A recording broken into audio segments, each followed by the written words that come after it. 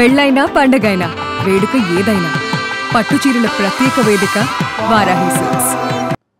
ఇజ్రాయెల్కి ఎంత బల్పు! అరే ఏంటి ఇంత పెద్ద మాట అంటున్నాను అనుకుంటారా? ఇప్పుడు సోషల్ మీడియాలో ఎక్కడ చూసినా ఇండియన్స్ ఇజ్రాయెల్ ట్విట్టర్ పైన, స్పెషల్గా ఇజ్రాయెల్ డిఫెన్స్ ఫోర్సెస్ ట్విట్టర్ పైన ఇవే వ్యాఖ్యలు చేస్తున్నారు. ముఖ్యంగా కామెంట్స్ చేస్తున్నారు. ఎందుకంటే ఇజ్రాయెల్ ఇరాన్ పైన ఎందుకు దాడి చేశామని చెప్పడానికి ఒక ఇమేజ్ని రిలీజ్ చేసింది. ఇరాన్ ప్రపంచానికి ప్రమాదకరంగా మారింది. ఇరాన్ అణ్వాయుధాలని అక్రమంగా తయారు చేస్తుంది. ఇది ప్రపంచం మొత్తానికి ముప్పు. అందుకోసమనే ఇరాన్ పైన మేము దాడి చేశామని ఇజ్రాయెల్ మొత్తం ప్రపంచానికి అర్థమయ్యేలా చెప్తోంది. ఇది ఓకే, కానీ భారతీయులు ఇజ్రాయెల్ని తిట్టడానికి, ఇజ్రాయెల్ డిఫెన్స్ ఫోర్సెస్ని తిట్టడానికి కారణం ఏంటి అంటే వాళ్ళు రిలీజ్ చేసిన ఒక మ్యాప్ ఎందుకు పెద్ద ఘర్షణగా కారణమైంది, పెద్ద ఘర్షణ సృష్టిస్తుంది. ముఖ్యంగా ఎందుకంటే దేశాల సరిహద్దుల విషయంలో ఇజ్రాయెల్ డిఫెన్స్ ఫోర్సెస్ బుద్ధి లేని విధంగా, తల లేని విధంగా ప్రవర్తించాయి. నేను ఒక విజువల్ చూపిస్తాను, ఫోటో చూపిస్తాను, నా వెనకాల ఉంది. ఈ ఇమేజ్ని ఒకసారి చూడండి.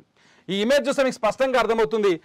ఇక్కడున్న ఇరాన్ వీళ్ళ దగ్గర ఉన్న మిసైల్స్తో దాడి చేస్తే ఏ ఏ దేశాలకి ఇమ్మీడియట్ ప్రమాదం అనేది ఇక్కడ చూపిస్తూ ఈ image Israel defence forces release చేసింది. ఎందుకంటే ఇరాన్ ఇక్కడ నుంచి కొడితే ఇక్కడ కజకిస్తాన్ దాక్కుతుంది, పక్కనే ఆఫ్ఘనిస్తాన్ 300 కిలోమీటర్ల దూరంలోనే, ఆ తర్వాత పాకిస్తాన్, అట్లాగే ఇండియా సరిహద్దు భారత్, ఆ తర్వాత చైనా, ఆ తర్వాత రష్యా, పక్కనే ఉక్రెయిన్, రోమాలియా, బల్గేరియా, టర్కీ, ఇజ్రాయెల్లో జోర్డాన్, ఇజ్రాయెల్ వాళ్ళ దేశం, ఇప్పుడు వీళ్ళు అటాక్ చేసిన Israel, Egypt, Libya, Sudan, Ethiopia, Saudi Arabia, Oman. ఒక్కసారి ఇజ్రాయెల్ తలుచుకుంటే ఇన్ని దేశాల మీద సింగిల్ అటెంప్ట్ చేయొచ్చు, సింగిల్ అటెంప్ట్లో దాడి చేయొచ్చు.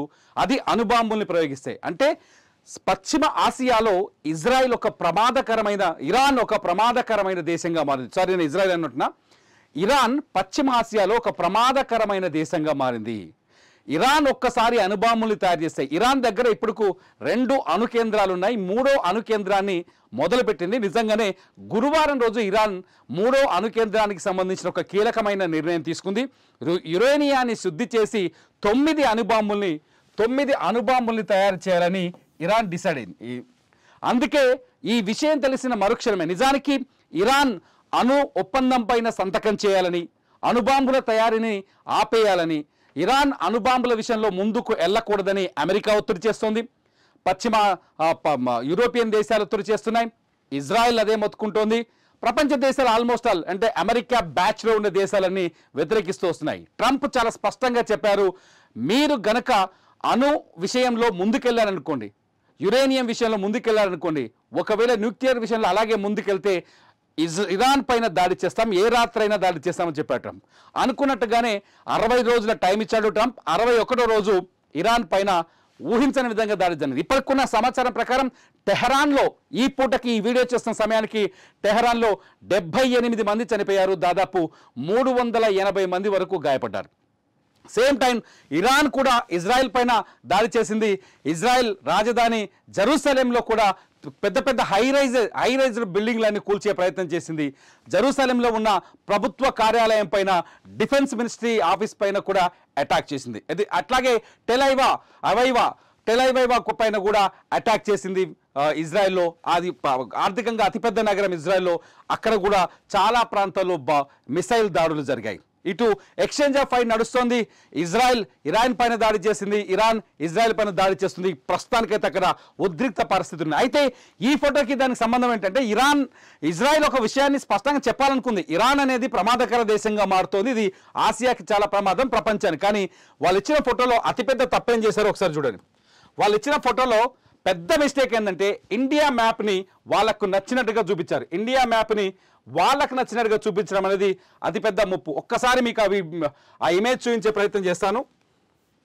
ఒకసారి మీరు చూస్తే ఇండియా మ్యాప్ని ఇజ్రాయెల్ డిఫెన్స్ ఫోర్సెస్ ఎలా చూపించారో ఒకసారి చూస్తాను. భారతదేశం వాళ్ళ దృష్టిలో ఏదంటే, నేను బొమ్మ గీస్తున్నాను చూడండి, వాళ్ళ దృష్టిలో భారతదేశం ఇది.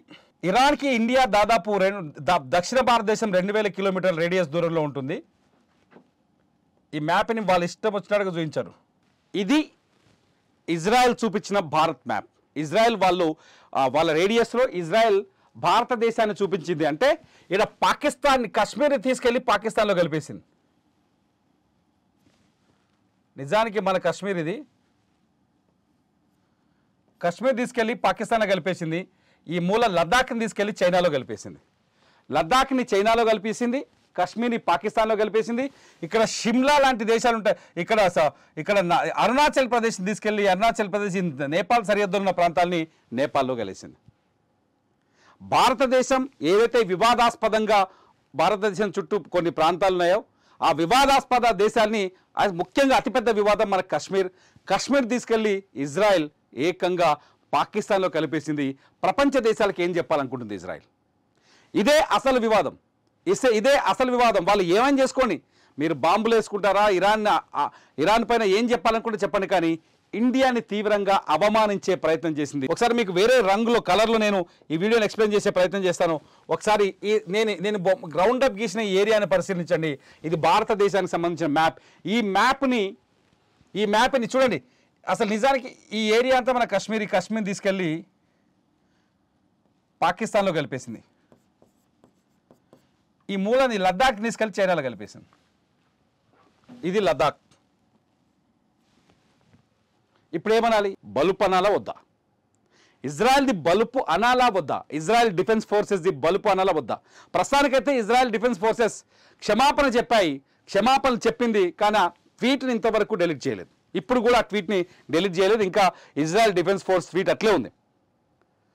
ఇండియాని ఇది తీవ్రంగా అవమానించినట్టు, అసలే పహల్గామ్ దాడితో అట్టుడికిపోతున్నాం, సింధు జలాల ఒప్పందాల విషయంలో పాకిస్తాన్ చేసిన వ్యాఖ్యలకు కోపం వస్తోంది, భారతదేశంలో రక్తపాతాన్ని పారించింది పాకిస్తాన్, ఆపరేషన్ సింధూర్ ఇంకా ఆన్లోనే ఉంది. ఇటువంటి టైంలో ఇజ్రాయెల్ చేసిన ఈ తప్పుని మీరు క్షమిస్తారా?